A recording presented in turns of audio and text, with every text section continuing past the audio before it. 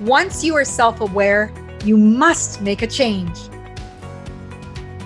Welcome to the Millionaire Woman Show, where we'll be discussing leadership, business, human potential, inspiring you to live rich from the inside out. Hello everyone, welcome to the Millionaire Woman Show. I'm your host, Debra Kasowski, and we are going to be talking about managing your energy and not your time. And you're thinking, time? Why not time? I got so many things to do. How am I going to make time for everything? Here's the deal. Now, when you start making your energy a priority over your time blocks, then you're going to realize how much more you can get done. Because time actually expands to the amount of time that you give it. Now, it is said that when people are looking at how productive people are, that when we have too much time, that is exactly when procrastination sets in. You turn on a television show, watch the game, you go for an extra shopping errand, and all of a sudden you lose track of time, you're scrolling, and you miss out on some prime time. And it's because we lose track of our priorities.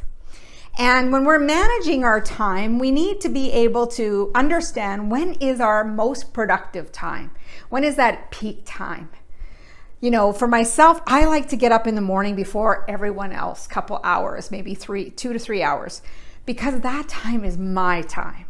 It's workout time, it is reading time, it is just journaling time, really.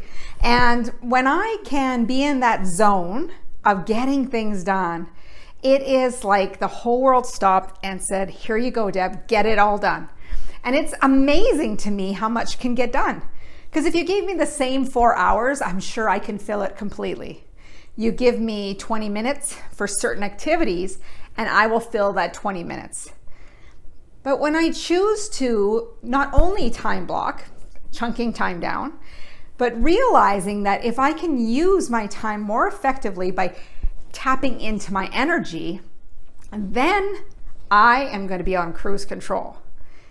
See, and when we're preserving our energy, we got to make sure that we're hydrated, we're eating well, we're getting exercise, and getting enough sleep. And then you can navigate the world much better. So when we're protecting that part of our energy by taking care of ourselves first, and then when is the peak time of day? Now, if you're a morning person, you're going to get up, grab that cup of coffee, tea, go for the workout, drink those couple glasses of water to kick off your day, smoothie, whatever it is.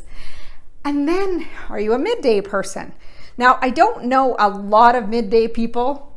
I know 2-3 o'clock in the afternoon is usually when would be a great time for me to do an activity, like go for a walk or go to the gym or something, because that tends to be the slope of it's winding down the day, and it's like I need that pick me up, maybe a little dance party in the middle of the day. But then we have the evening hours, and then we have the night hours, thinking about when is your most productive time. Now, when you can allot where you want to accomplish some of your goals into that time frame where you have the most energy, then you can add that peak performance to that time. And there will be obstacles. There's going to be people who are going to tempt you and say, well, this opportunity is only at this time. Well, if it's not at your peak best, or you have other commitments to yourself at that time, it's time to learn how to say, no, thank you. I am focused on what's aligned with my values, my goals, and I'm making this happen. Now, when it also comes to, when it comes to those learning to say no, it also comes with this, I need to protect my creative time. I truly believe that we're all creators. We're creating all the time, all in different ways.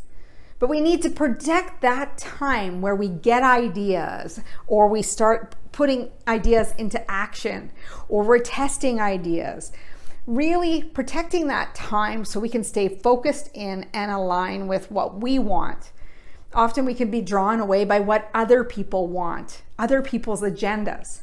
So when you can focus on what your time frame is, then you're going to get a lot more done. Because as you look at your calendar, think about am I putting this in a place where I feel most energized? And when I have times that I'm drained of energy, what do I know helps me recharge? Now, when we think about recharging, it comes in different forms. You can go to the gym. It could be, listen to your favorite tunes, dancing away in the kitchen. Could be baking, could be cooking a meal, could be food prep. It could be like I did just this past weekend. I decided that my brain needed a break. I needed an outlet. And, there's a lot of football going on in my house right now. So I'm like, you know what? If you don't need me at the game, I need to get out of here. So I left the city, I went to the mountains, and I allowed myself to say yes. Yes to whatever seemed to come up and invite me or grab my attention. And I was taking a course with Jill Lublin, the publicity course that we just talked about a few episodes ago. And it was invigorating, stimulating with ideas. So I'd go for a walk, I'd go grab a tea. I went to a restaurant and, I picked out something I had been eyeing on the menu. And then when it came to dessert, I gave the waiter 2 choices and I said, pick one. Because I like to really be surprised what life invites me. So I had gone to Lake Louise, Alberta, one of the most beautiful places, and recharged a little bit there. But I have this calling always for Moraine Lake. And if you don't know a little bit about Moraine Lake, it is on the back of the old $20 Canadian bill. And it's a beautiful lake of such turquoise that you may have never seen in your life, but it's one of the most photographed lakes in the world. And I always feel recharged there. It's such a simple place, but beautiful. And the parking lot's always packed. So the morning that I was going to be checking out, I got up super early, packed my bags, drove, and saw the parking lot almost full to take the shuttle to Moraine Lake. And I thought, okay, Deb, just say yes to the shuttle. Don't be stubborn. You got to get out of this, that I need to drive to get to what I want. And so I had to let that go. And I went to the tent where they're taking the reservations or processing people. And they're like, you need a reservation. I'm like, you're kidding me. I need a reservation? When did this happen? And obviously I must have missed the boat. But anyhow, I phoned up, made a reservation, but my reservation was not until 3 hours later, between 12 and 1. And I was like, okay, what am I going to do? Go back to Lake Louise, go back to Canmore? I decided to take myself on an adventure because I knew 30 minutes down the road, I would find myself Emerald Lake. And I had just discovered it earlier in the summer. If you're on my Instagram or my Facebook feed, you will see some of the pictures of my adventure. And when I got to Emerald Lake, the colors of the foliage of the fall was spectacular. I could just feel my heart expanding. I was getting excited. And I thought, some days you just want to feel like, could I be irresponsible for one moment and say, I'm not going home tomorrow. I'm going to stay here an extra day. But I didn't, because I had other things that I needed to tend to. But just for that moment, I would have just, that spontaneous.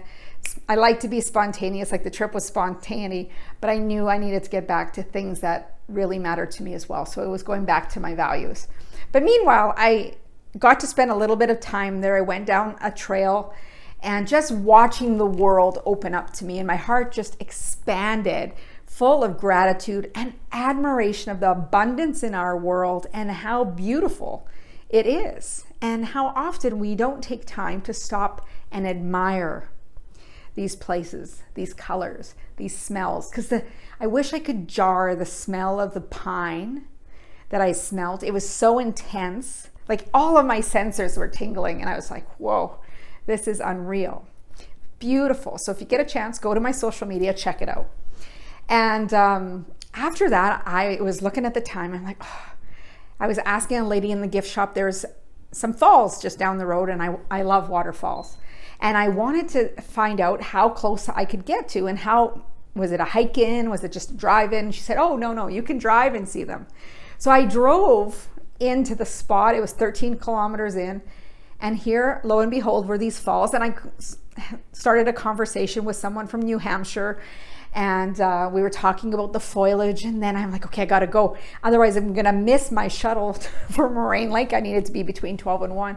But I got so caught up that I kept telling myself, just trust that you'll be exactly where you need to be. And it's so easy for us to live by a time and a calendar. And this was about some self-care, even though, I had priorities with the course and I had some other things that I promised other people I would do for my business because they're helping me grow my business, is I needed to take care of me. And in order to take care of me, I needed to stick to my values, align with things that mattered to me, but also trust that wherever I needed to be, I need to be. So as I was considering that and walking down the path, I'm talking to God, I'm talking to the universe, and I'm like, hey, you know what? If I'm meant to be at Moraine Lake, you're going to make sure it happens. So I went to see the falls. I went as close as I could, and then I thought, okay, I better book it back. So I get back to my car and I'm driving and I'm like forgetting about what time it was. And here I pull into the parking lot 1:45. I had 15 minutes, checked in, no problem. And here I was waiting for the shuttle. So I was pretty excited. But when I got to Moraine Lake, there's just something so special, that energy that just draws you in, the color, the sparkle of the water. There were so many people, I couldn't believe it. Usually when I've gone there, there's been, little bunches of people, but not like I've seen in years. It is a very spectacular place. And it may be that, it's closing after Thanksgiving for the season because they get very heavy snowfall. So that could be one of the main reasons why. But what I want to share with you is when you can put yourself in that calmness, that place where you can say, I'm just going to trust this is where I need to be.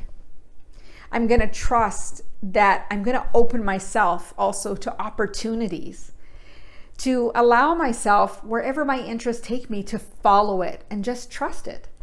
And I don't think we do that enough, because we get caught up in the busyness that we miss out on what recharges us. Because what happened to me, I had a breakfast sandwich on my way, and it was like 3:00 in the afternoon before I even thought, I should probably eat something. And I'm not saying to stop eating, but it's just to say that when you are in your zone, when you are having so much fun and just following your heart and completely in flow of where you need to be, you lose track of time. You're energized. It's not like you needed that food for fuel in the moment.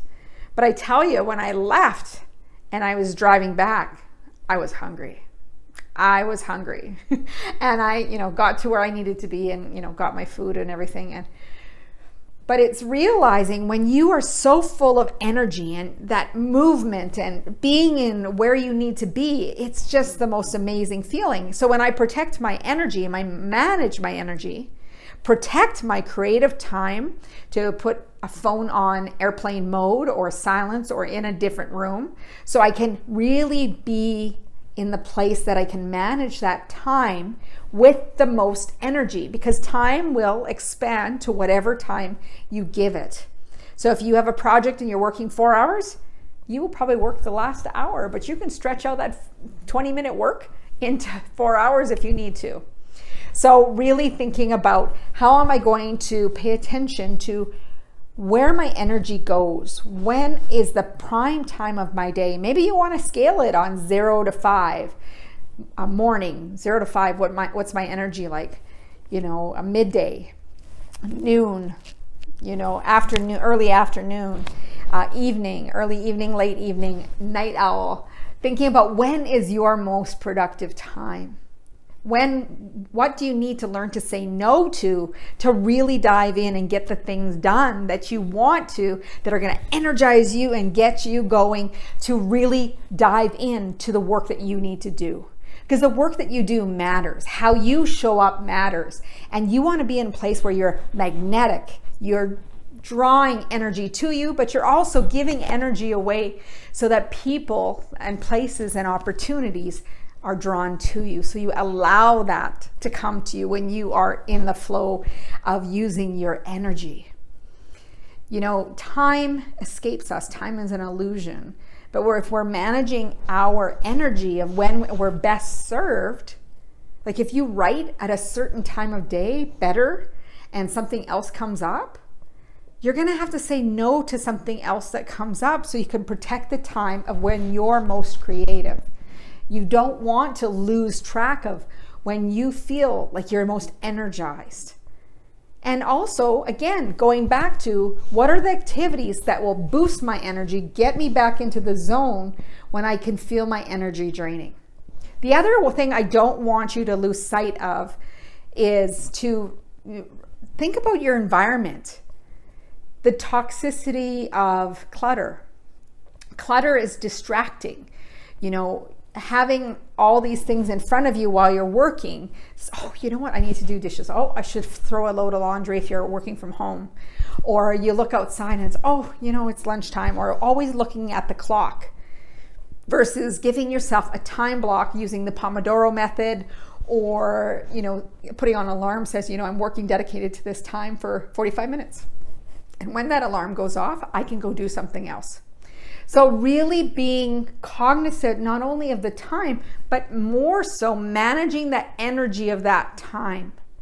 And this is when I think of Eat That Frog with Brian Tracy, when he says, get the hard things done first. Because if you think it is something that's energy draining, imagine tapping into it with your fullest energy. When you feel like, man, this is the time to conquer this baby.